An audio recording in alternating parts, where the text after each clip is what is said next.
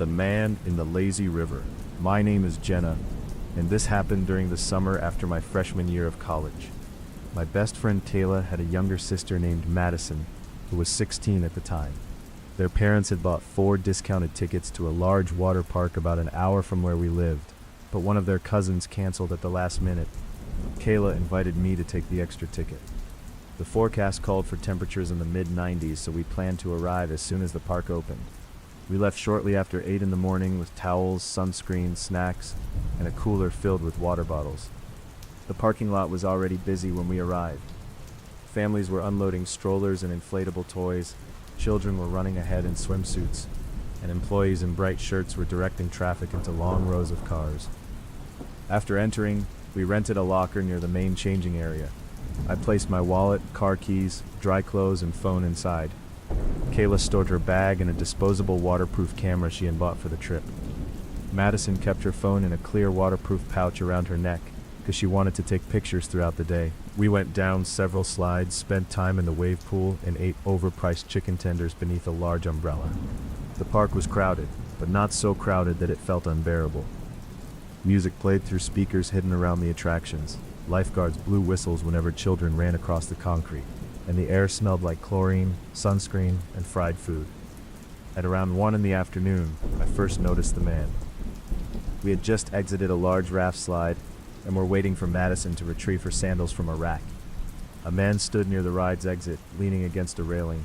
He looked to be in his early 40s.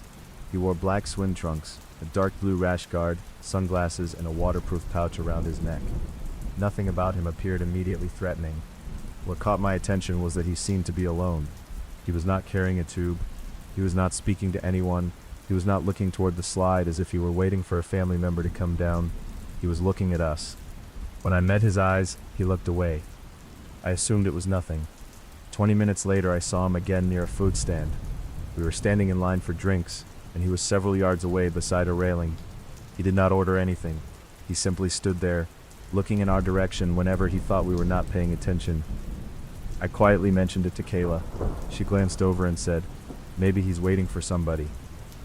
I wanted to agree with them. Water parks were full of people standing around while their families went on rides. Seeing the same stranger twice was not proof of anything. We left the area and went toward the lazy river.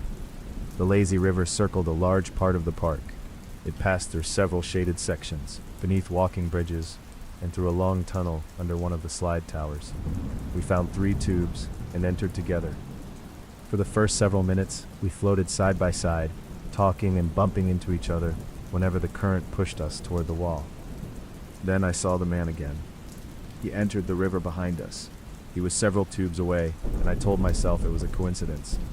The lazy river was one of the most popular attractions in the park.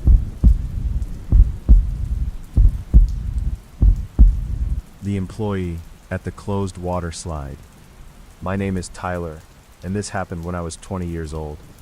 That summer, I worked at a large regional water park with 2 of my friends, Caleb and Jordan. None of us were lifeguards.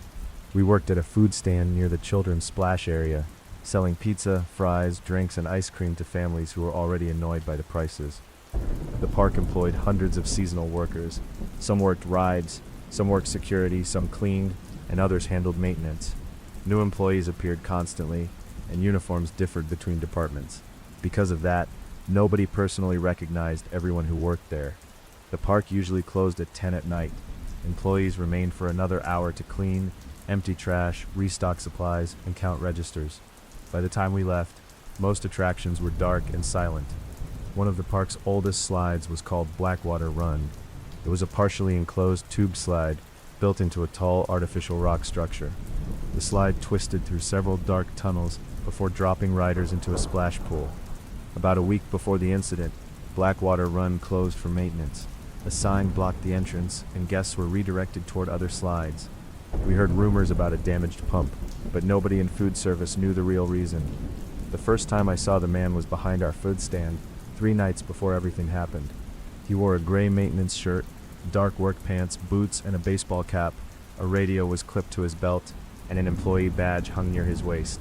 He looked around 35. He asked whether I worked closing shifts. I said I usually did. Then he asked which employee exit I used and whether Caleb and Jordan normally left with me. The questions were odd, but he asked them in the distracted tone of someone organizing staff. I told him we usually left through the south employee gate. He nodded and walked away. I remember noticing that his employee badge was turned backward. I could see only the blank plastic backing. At the time, it did not concern me. Badges flipped around constantly when people walked. 3 nights later, the park was unusually quiet near closing. Dark clouds had moved in during the afternoon, and many families left early because they expected rain. By 9:30, entire sections of the water park were almost empty. Caleb, Jordan, and I were cleaning the food stand when the maintenance man appeared again. He asked which one of us was Tyler. I raised my hand. He said I need 3 people to help move equipment at Blackwater. Jordan immediately asked why maintenance needed food service employees. The man said several workers had already left, and our department manager had approved it.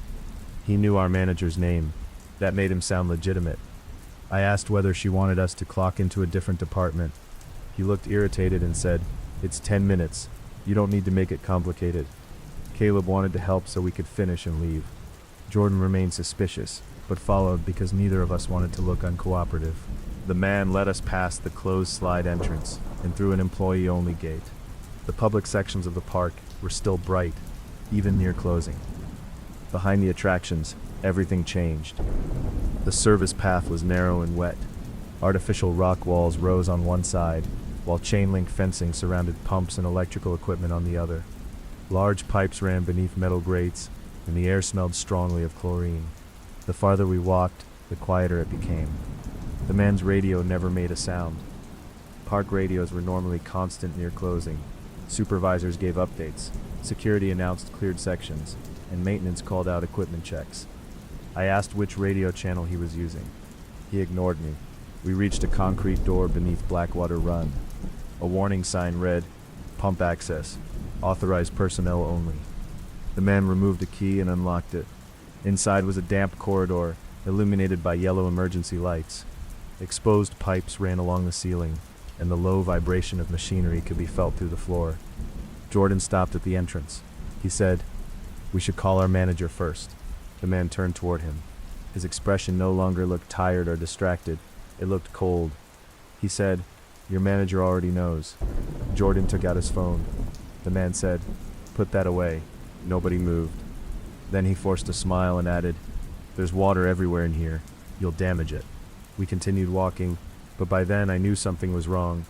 The corridor ended at a metal storage room door. The man unlocked it and told Caleb to step inside and check whether several containers were against the far wall. Caleb entered. The room did not contain equipment ready to be moved. It contained old signs, damaged uniforms, empty chemical drums, and stacks of broken furniture. Before Caleb could turn around, the man slammed the door and locked it. I demanded that he open it. The man faced Jordan and me. He said, "Phones and badges." Jordan asked, "What?" "Give me your phones and your employee badges." Jordan told him no. The man lifted the bottom of his shirt enough to show the handle of a knife tucked into his waistband. He did not pull it out. He did not raise his voice. He only repeated, "Phones and badges." Jordan reacted before I did. A large empty plastic bin was sitting against the wall. He kicked it toward the man, then turned and ran. I followed. The bin struck the man's legs and slowed him down, but only for a moment. We sprinted through the corridor. The wet floor made running difficult. Jordan nearly fell at the first corner. I slipped completely and hit one knee against the concrete. The man grabbed the back of my uniform shirt. I felt the fabric tighten against my neck. I pulled forward as hard as I could. The shirt tore from the collar, and I broke free. Jordan reached the emergency exit first. Beside the door was a red alarm lever. He pulled it. A siren exploded through the corridor. Red lights began flashing along the ceiling. The man stopped chasing us. He turned and disappeared deeper into the service structure. Jordan and I ran outside. 2 lifeguards were clearing the splash pool near Blackwater Run. We shouted that Caleb was locked inside, and a man with a knife was in the maintenance corridor. 1 lifeguard called security, while the other kept us away from the gate. Within minutes, supervisors, security officers, and maintenance staff arrived. The park called police immediately. The real maintenance supervisor asked us to describe the man. When we mentioned the gray shirt and backward badge, He said no one matching that description worked in his department. The key the man used was real. That meant he had access to the tunnels. Security could not simply rush inside. The corridors beneath Blackwater Run connected to pump rooms, storage areas, filtration chambers, and multiple service exits. Some sections were narrow enough that only one person could pass at a time. Park engineers shut down machinery while officers reviewed maps. A maintenance employee knew of a second entrance to the storage room where Caleb was trapped. Police opened it from the opposite side and brought him out. He was shaken but physically unharmed. While locked inside, Caleb discovered several backpacks behind the old chemical drums. They contained wallets, phones, keys, and employee badges. Police began searching the tunnels. For nearly 40 minutes, they could not find the man. Then an officer noticed movement above a large pipe platform. The man had climbed onto a maintenance ledge behind part of the slide structure and covered himself with a discarded tarp. Officers ordered him down. He initially refused, but eventually climbed off the platform and was arrested. His name was Warren Pike. He had worked at the water park the previous summer for a subcontracted cleaning company. He was fired after being caught inside an employee locker room without permission. Because of that job, he knew the park's layout. He knew the names of supervisors, locations of cameras, closing procedures, and the entrances to service tunnels. He had stolen an old maintenance shirt and several badges from employee lockers. The key was copied from a maintenance set he had access to before being fired. Police believed Warren had entered the park repeatedly through a poorly monitored service gate. Once inside, he dressed as an employee and moved through staff areas without being questioned. The wallets and phones in the storage room belonged to employees who believed they had misplaced them during work. Investigators found handwritten notes documenting employee schedules. Some pages listed names, departments, ages, vehicles, and whether people usually left alone. Our names were included. Beside mine, he had written, "Usually leave South Gate with 2 friends." Police believed Warren wanted our phones, badges, and car keys. He may have planned to use the employee badges to access other areas before leaving in one of our vehicles. What made the case more serious was what officers found inside another backpack.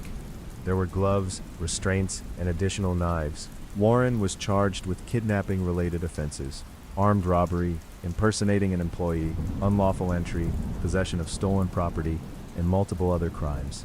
He eventually received a prison sentence. The water park closed Blackwater Run for the rest of the season. Management replaced every employee badge and changed the locks on service entrances. Cameras were installed at maintenance dates, and a new policy required employees to confirm any department reassignment directly with a supervisor over the radio. No employee was allowed to follow a worker from another department into a restricted area without verification. Caleb quit the next day. Jordan stayed for the rest of the season, but refused to work closing shifts. I stayed because I needed the money, although I never again felt comfortable inside the park after dark. During the day, Blackwater Run had seemed like any other attraction. Families climbed the tower, children screamed through the tunnels, and lifeguards watched the splash pool. After closing, it became a maze of concrete corridors where nobody could hear you from the midway. The thing that bothered me most was not Warren's knife. It was how easily he made us follow him. He wore a maintenance shirt, he knew our manager's name, he carried a radio. When Jordan questioned him, Warren acted annoyed, as though Jordan was the one causing a problem. That confidence made us doubt ourselves. Before that night, I assumed an employee uniform meant someone belonged wherever they were standing. Now I notice badges. I notice whether faces match identification photographs.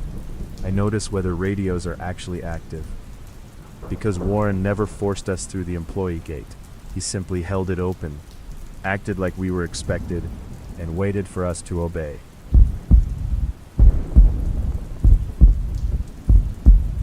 The empty wave pool. My name is Marissa, and this happened when I was 23. At the time, I worked as a lifeguard supervisor at a resort water park. The property included a wave pool, a lazy river, several outdoor slides, an indoor changing area, and a large children's splash zone. I normally worked daytime shifts. One evening, another supervisor called out sick, and I agreed to cover closing.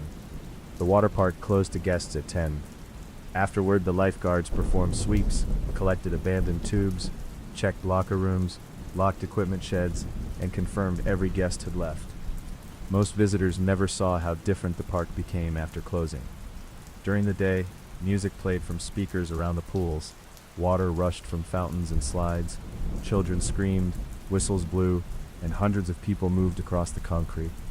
At night, the music stopped. The fountain shut down. The slides became dark structures against the sky. The chlorine smell grew stronger without food, sunscreen, and crowds masking it. Empty chairs sat in rows, and objects left behind suddenly seemed important. That evening, I was closing with 3 younger lifeguards named Ben, Tasha, and Luis. A maintenance technician named Rob was also supposed to remain until we finished. At around 10:15, Tasha found an abandoned backpack beneath a chair near the wave pool. Inside were men's clothes, snacks, a flashlight, a prepaid phone, and a printed park map. Several employee-only areas had been circled in pen. I brought the bag to the main office and radioed overnight security. The guard said he would review entrance records and instructed us to continue the sweep in pairs. Ben and I returned to the wave pool. Tasha and Luis went to check the locker rooms. The wave pool was still filled, but the wave machinery had stopped. The water was completely calm. Without swimmers, the pool looked larger and deeper than it did during the day. While checking beneath chairs, I noticed wet footprints on the concrete. They began near the far edge of the pool and led toward a closed concession stand. The prints were fresh enough that water still glistened around them. Ben suggested a guest had climbed out late and left without drying off. We followed the footprints. They ended at the concession building. The serving windows were closed, but the side door stood open by several inches. I called for Rob on the radio. There was no response. Ben and I approached the door. Inside, several cabinets had been opened. Food wrappers were on the floor, and a cardboard box containing spare employee uniforms had been disturbed. One lifeguard shirt was missing. Someone had been hiding there. I radioed Tasha and Luis and told them to return to the office immediately. Tasha answered. Luis did not. Tasha returned alone several minutes later. She looked frightened. She explained that she and Luis had separated after hearing a shower running inside the men's locker room. Luis entered to turn it off, while she continued checking the women's side. I radioed him repeatedly. No answer. I contacted security and told the guard someone might still be inside the park. He called police and began reviewing cameras. Then we heard a whistle from near the wave pool. It was the short emergency signal lifeguards used when they needed another guard's attention. I called Luis's name. There was no response. The whistle sounded again. It came from the dark side of the pool, near the wave machine building. Ben said Luis might be injured. The 3 of us stayed together and moved toward the pool. Only emergency lights remained on. Much of the deck was shadowed by slide towers and artificial rock walls. A person stood in the shallow end of the wave pool with his back toward us. He wore a red lifeguard shirt. I called Luis. The man turned. He was not Luis. He appeared to be in his late 30s. The stolen lifeguard shirt was too small and stretched tightly across his shoulders. In one hand he held Luis's radio. In the other he held his whistle. He said he slipped in the locker room. I asked where Luis was. The man pointed toward a maintenance hallway behind the pool. He needs help. His voice was calm, but he did not move toward the hallway. I told Ben and Tasha to step back. The man began walking out of the water. I asked for his name. He ignored the question. I said police were already on their way. He stopped. Then he ran. He climbed out of the shallow end and sprinted behind the wave machine building. Security camera feeds were displayed on several monitors.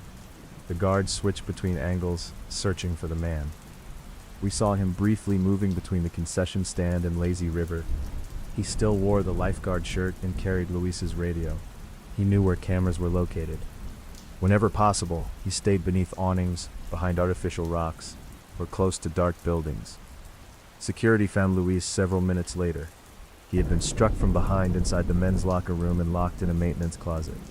He was conscious but disoriented. Paramedics were called. Police arrived and began clearing the park.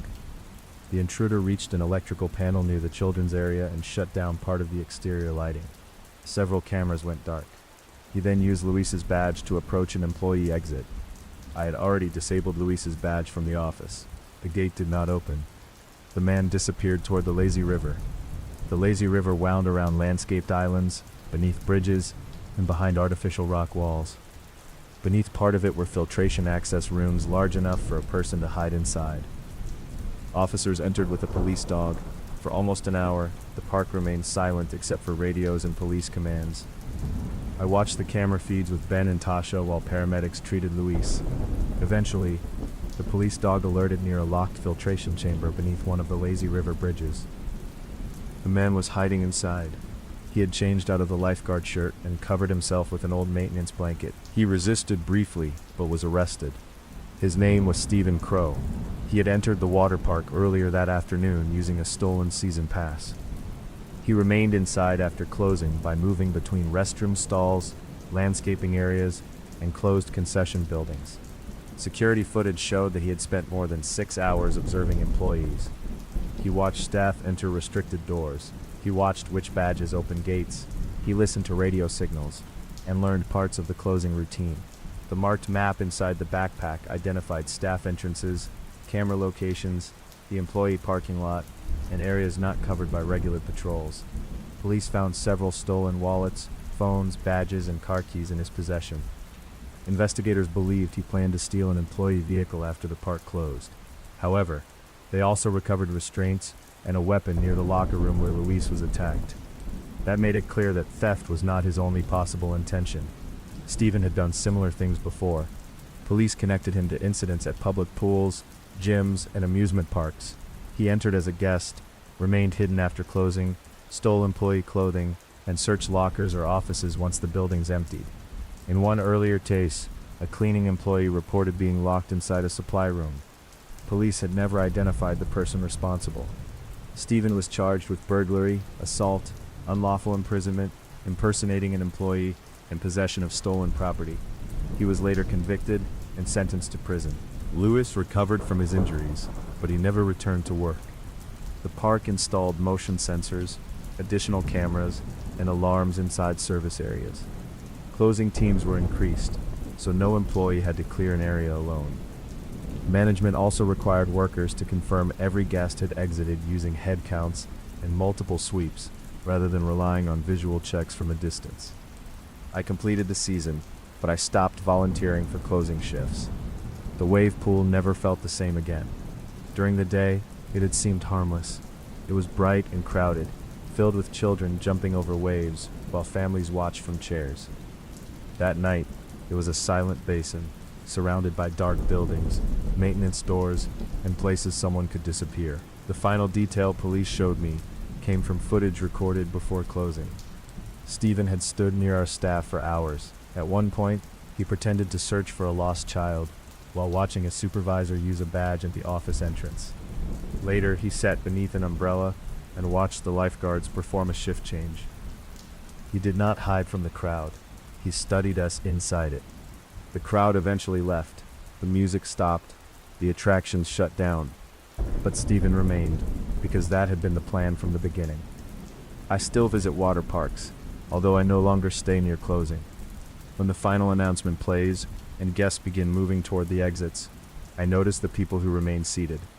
I watch the ones who do not gather their belongings, because an empty park is not always truly empty. Sometimes one person stays behind because everyone else leaving is exactly what he has been waiting for.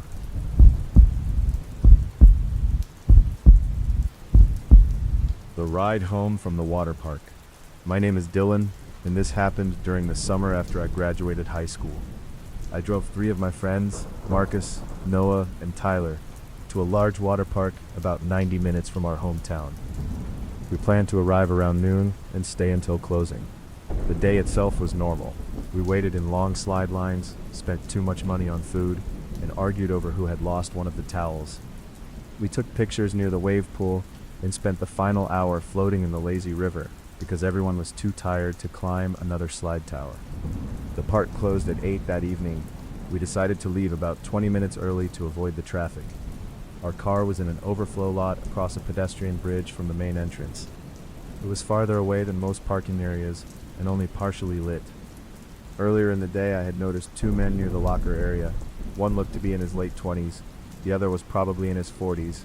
Both wore ordinary clothes rather than swimsuits. They appeared completely dry, which was unusual inside a water park. One of them stood close to Marcus while he entered the locker combination. I saw the man looking toward the keypad. At the time, I assumed he was waiting for his own locker. Later, Noah saw the same men near a phone charging station. They were not using the machines. They simply stood nearby and watched people open the locked compartments. We joked that they looked like undercover security guards. Nothing else happened, and we forgot about them. When we returned to our locker before leaving, Marcus could not find his wallet. He searched his bag twice. The cash was gone. His debit card and driver's license were later found in a trash can near the changing area. We reported it to guest services. Several other visitors had apparently reported missing wallets that afternoon. Security took our information and said they would review camera footage. I described the two dry men. The security officer wrote it down and asked us to provide contact information in case they found anything. We were tired and wanted to go home, so we left. The overflow lot was much quieter than it had been earlier. Most families had parked closer to the entrance. Only scattered groups were crossing the bridge with us. As we approached my car, I noticed a silver sedan parked 2 spaces away. 2 men were sitting inside.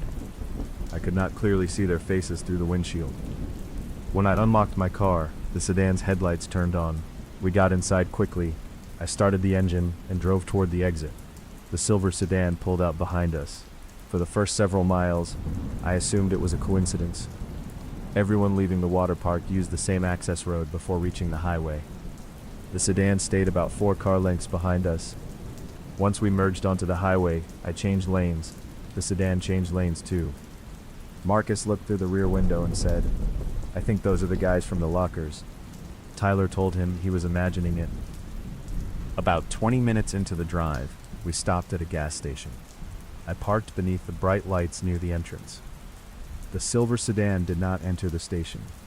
It pulled into a small lot across the road and stopped with its headlights off. I told everyone to remain in the car. For several minutes, the sedan did not move. Then its headlights turned on. I pulled out of the gas station. The sedan followed. At that point, there was no believable reason for it to still be behind us. Marcus called 911. He explained that we believed 2 men were following us after his wallet was stolen at the water park. The dispatcher told us not to drive home. She directed us toward the nearest police station, approximately 15 minutes away. I took the next exit. The sedan followed. I turned into a shopping center, drove behind several closed stores, then returned to the main road. The sedan made every turn. It moved closer. Its headlights filled my rearview mirror. Noah began recording through the back window. The sedan pulled into the lane beside us. The passenger lowered his window and gestured for me to lower mine. I refused. The man shouted something, but I could not hear it clearly. He pointed toward the rear of my car, as though something was wrong. I kept driving. The sedan dropped behind us. A few seconds later, it struck my rear bumper. The impact was not severe, but it pushed the car forward and made everyone shout. I kept control of the wheel. The dispatcher heard the collision through the phone and told us patrol units were approaching. The sedan bumped us again. I accelerated enough to create distance. We reached a red light at a nearly empty intersection. The police station was less than 3 miles away. The sedan stopped directly behind us. The passenger door opened. The younger man stepped out carrying something metal in one hand. It looked like a tire iron. He walked toward my driver's side. I checked the intersection. No cars were approaching. I drove through the red light. The man ran back toward the sedan. It followed us through the intersection. Seconds later, police lights appeared ahead. A cruiser entered the road and blocked part of the lane. Another approached from behind the sedan. The driver attempted to turn into a side street, but a third patrol car cut him off. Officers ordered both men out at gunpoint. We continued toward the police station, where another officer met us. The men were arrested. Their names were Jason and Eric Moreland. They were brothers. Police searched the sedan and found wallets, cash, identification cards, lock-picking tools, prepaid phones, and photographs of license plates taken inside the water park parking lots. They also found a notebook. The notebook contained vehicle descriptions, hometowns, and information taken from stolen driver's licenses. My car was listed. The entry included the make, model, color, license plate, and the first name printed on my registration. Marcus's hometown was written beside it because it appeared on his identification. Police also found his stolen cash mixed with money belonging to other visitors.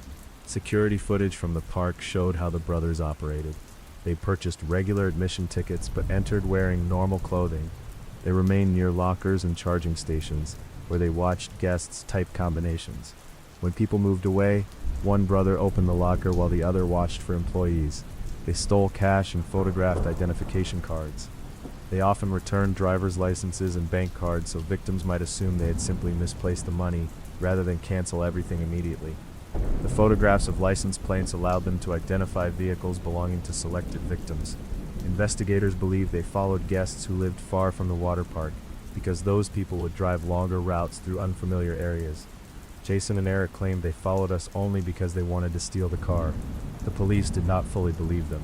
Inside the sedan were restraints, masks, gloves, and 2 weapons. The younger brother had approached my car at the red light carrying a tire iron. They were charged with organized theft, stalking, assault with a vehicle, attempted armed robbery, and possession of stolen property. Investigators connected them to several earlier reports in which families or groups believed they had been followed after leaving amusement parks and summer attractions. Both brothers eventually received prison sentences. The water park added privacy barriers around locker keypads and increased security near changing areas. Signs were posted warning guests to shield combinations and report anyone lingering near lockers without using them. Marcus got his identification back, and his bank canceled several attempted charges. My car needed repairs to the bumper, but none of us were physically injured. For a long time afterward, I replayed the drive in my mind. The most frightening moment was not seeing the man approach with the tire iron. It was realizing the pursuit had started hours earlier. While we were laughing in the wave pool, the brothers were watching us. They knew which locker we used. They knew which car belonged to us.